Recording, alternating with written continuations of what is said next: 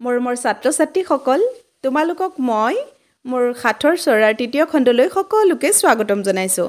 তোমালোকে এই অসমীয়া সাঁথৰখিনিৰ উত্তৰটো দিবলৈ চেষ্টা কৰিবাচোন দেই।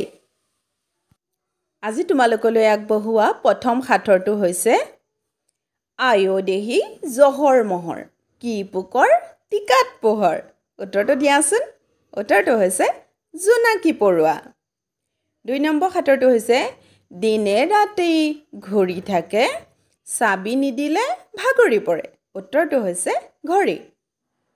৩ নম্বৰ সাঁথৰটো হৈছে তোলাহেন ভাহে শিলহেন তল পৰে। ইয়াৰ উত্তৰটো হৈছে ভেকুলী। ইয়াৰ পাছৰ সাঁথৰটো তোমালোকক মই সুধিবলৈ লৈছোঁ খাওঁতে খাই পেটো নভৰে মুখেও নাপায়। ইয়াৰ উত্তৰটো ক'বলৈ চেষ্টা কৰাচোন অকণিহঁত। ইয়াৰ উত্তৰটো বাৰু কি হ'ব? ইয়াৰ উত্তৰ হৈছে উজুতি। আশা কৰোঁ আজি তোমালোকৰ এই সাঁথৰকেইটা নিশ্চয় শুনি ভাল লাগিল।